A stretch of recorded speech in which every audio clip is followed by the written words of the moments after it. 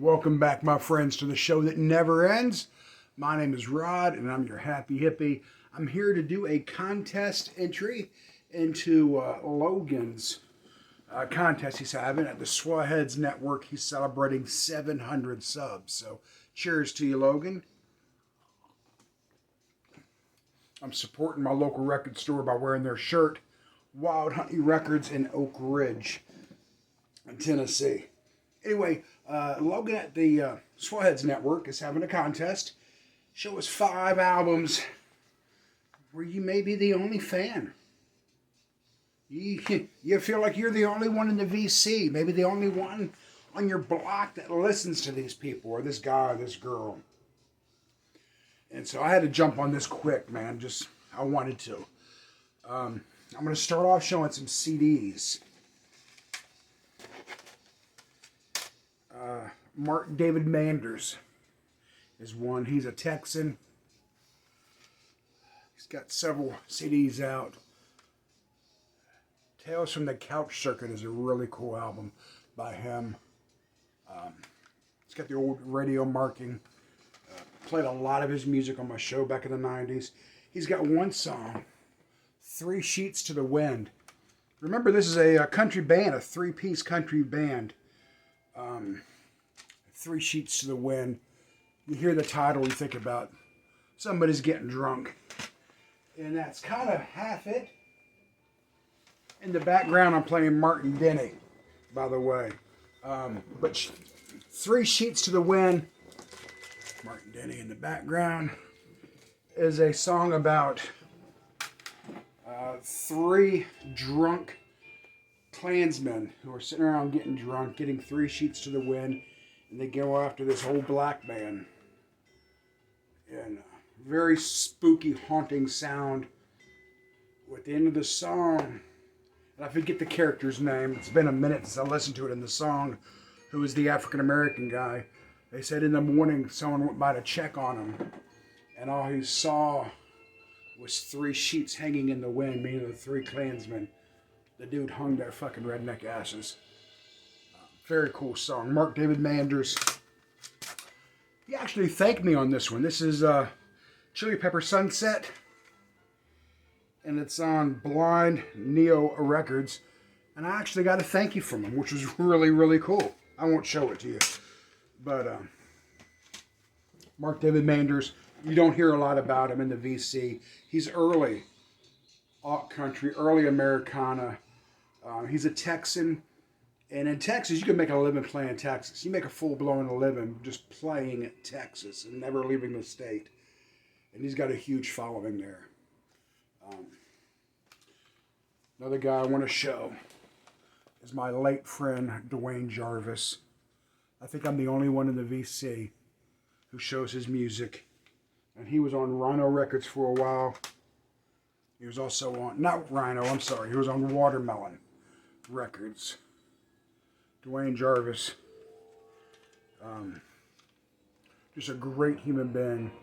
When I had cancer, him and King Carrasco and Terry Allen and James McMurtry all played a benefit concert.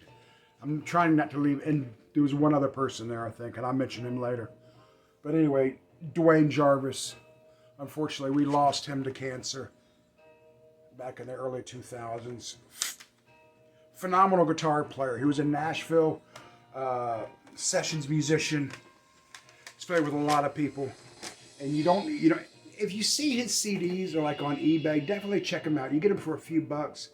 Really, I don't want to say power pop, but just, it is. It's really cool, just guitar work on it. Another Texan, Don Wazer, is a promo copy.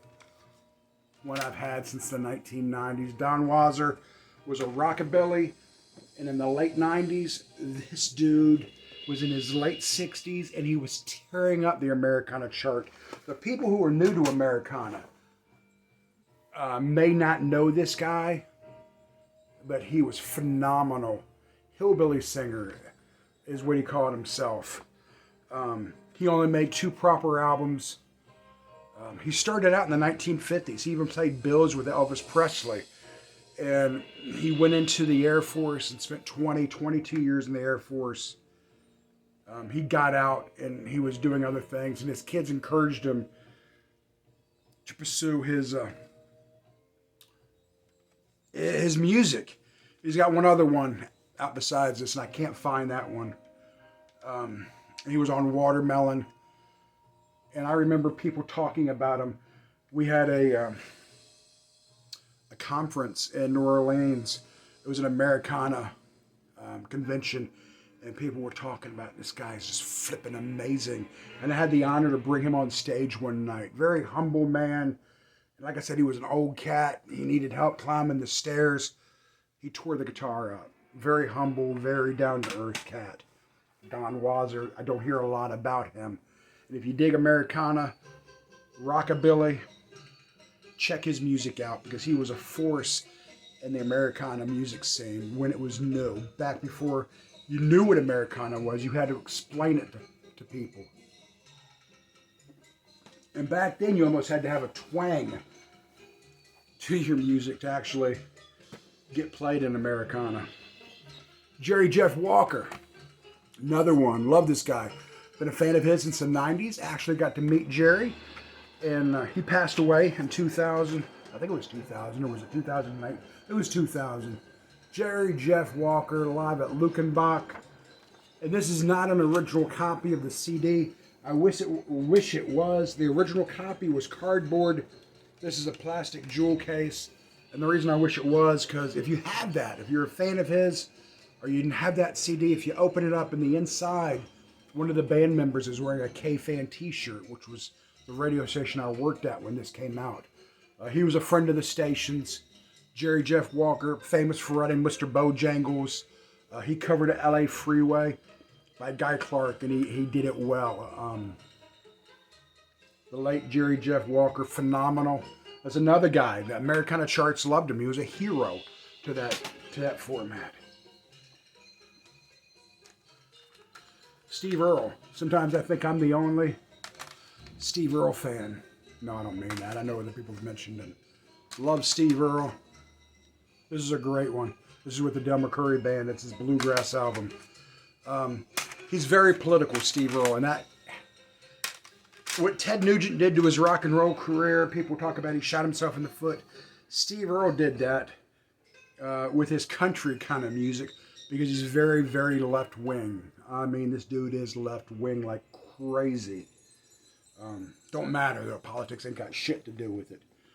Anyway, yeah, he's labeled as a one-hit wonder because of Copperhead Road, but he's got so much more than that shit.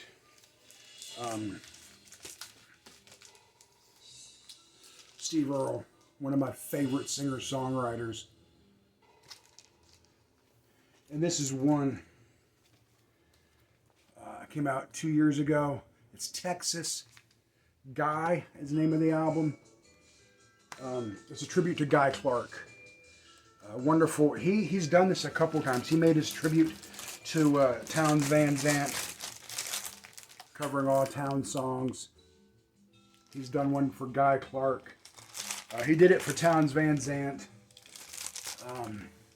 Now, sadly, he's doing it for his son, Justin Townes Earle, who was named after Townes Van Zandt. Unfortunately, we lost Justin Townes Earle last year. Incredible singer-songwriter. Phenomenal musician. Just a wonderful guy. 37, 38 years old. We lost him. And now he's doing his third tribute album, Steve Earle, and it's to his son, which is something he never, ever thought he would have to do, or never wanted to do it. So I'm looking forward to that. It comes out next month. Here's one you never hear anyone mention. Does anyone even know who this guy is? Jimi Hendrix? Yeah, that was a joke, guys. Joe King Carrasco is one he signed to me. Joe King Carrasco. I've told the story before how I remember being in high school and watching him perform on Saturday Night Live with some friends at a friend's house. And we made arrangements to stay home and party and to watch him on SNL. And he ran off stage up in the audience, running around because the guy was just nuts. Still is. First one banned from SNL. And he's really proud of that. Later on, when I was in radio, I got to meet him a couple times. And then I got to be friends with him. And he actually played at a benefit they had for me. King Carrasco. Crazy-ass guitar player. Call it Tex-Mex. They didn't know how to label him at first when he came out. Is he punk? Well, he's not really punk because he's got too much of a... I don't want to say rockabilly. A South American vibe to him. Crazy performer. A lot of fun. He's a blast to see live. He's one of my favorites. Love him to death.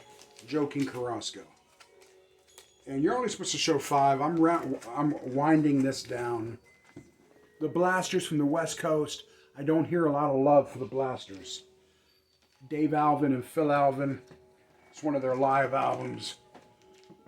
Dave Alvin is a wonderful musician. So is Phil. Together they're a wonderful... I'd love to see the Blasters back together in some form. The Bad Brains.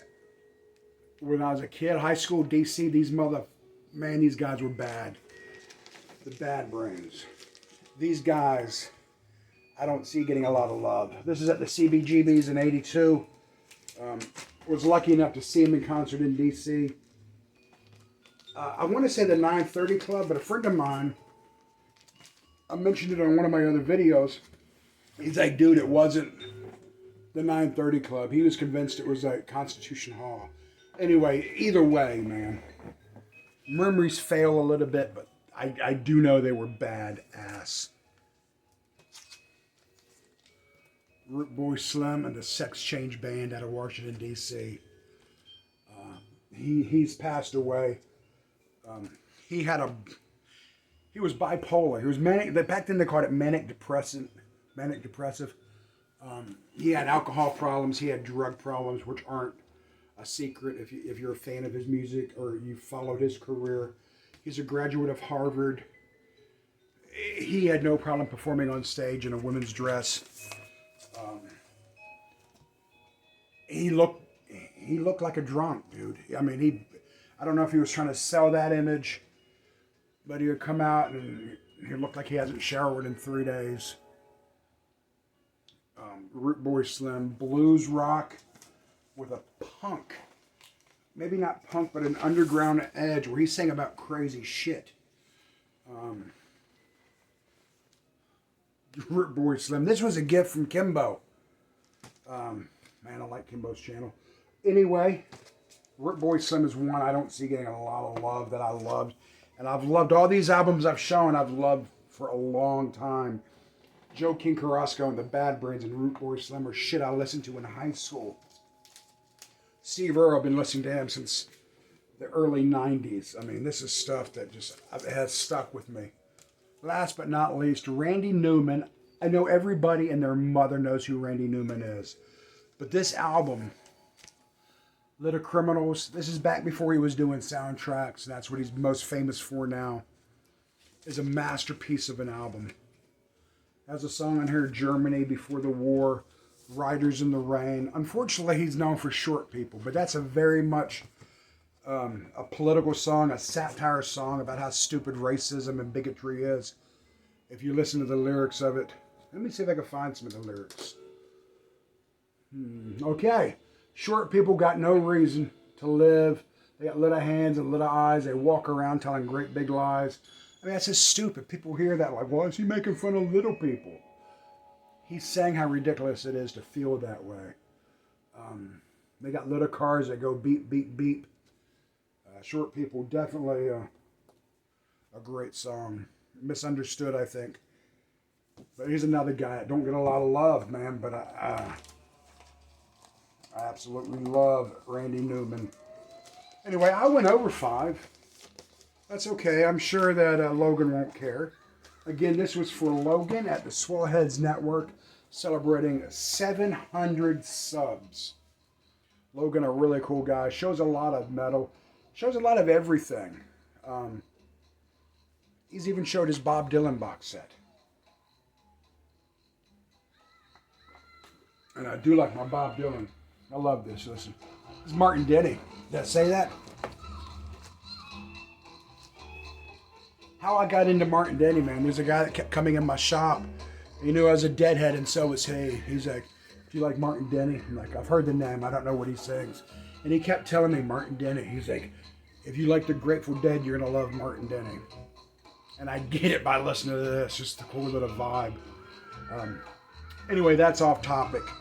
700 sub contest for Logan at the Swellheads Network.